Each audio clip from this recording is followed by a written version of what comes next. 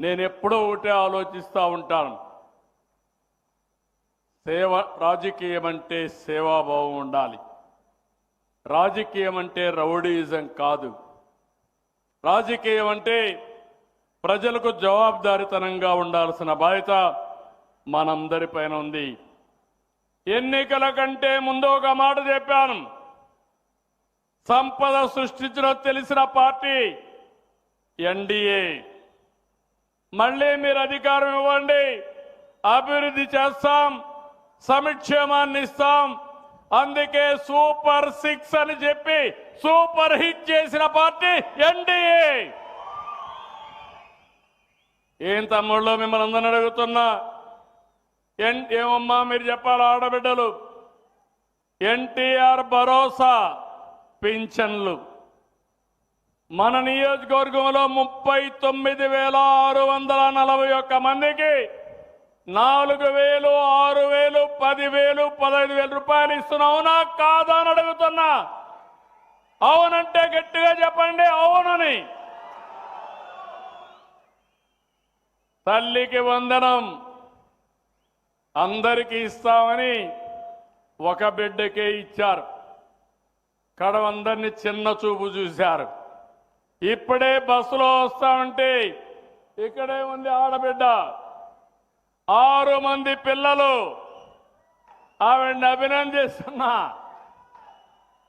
6 మంది పిల్లలకు ఒక్కొక్కరికి 15,000 ఇచ్చా. అవునా కాదా ఆడబిడ్డను అడగండి.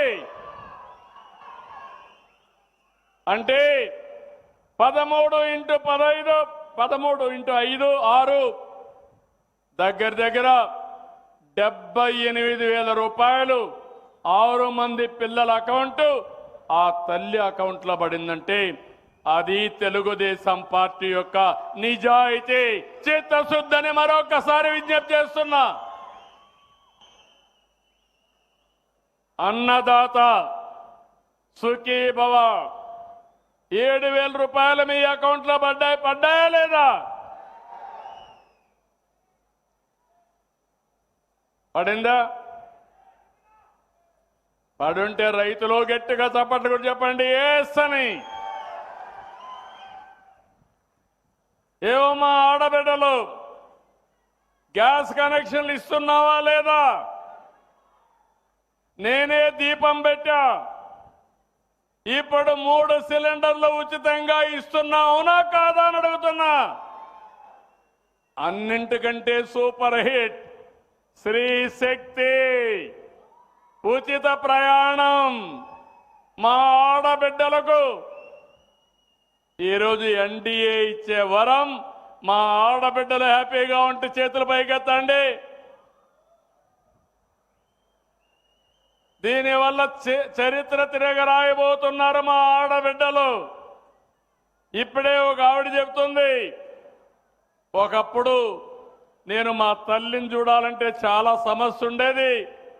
ఇప్పుడు ఫ్రీ బస్సు కాబట్టి నాకు సమయం దొరికినప్పుడు నేను వెళ్ళి మా తల్లిని చూసి వస్తున్నానని చెప్పింది. ఇంకో తల్లి చెప్పింది, మొన్నటి వరకు నా కూతురు నా దగ్గరికి వచ్చేది కాదు, భర్త బయట పోయినాడు, స్కూటర్ లేదు కాబట్టి నేను రాలేకపోతున్నానని చెప్పేది.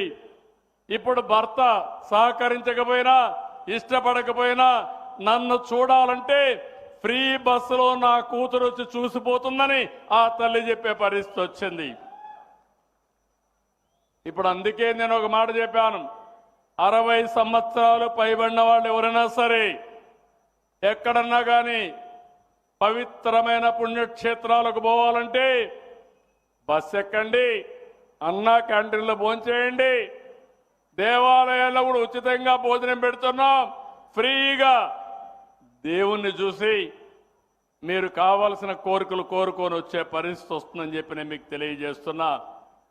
బీసీలకు న్యాయం చేశాం. ఇంకో పక్కన డిఎస్సి, మెగా డిఎస్సి మొట్టమొదటిసారిగా విన్నాను.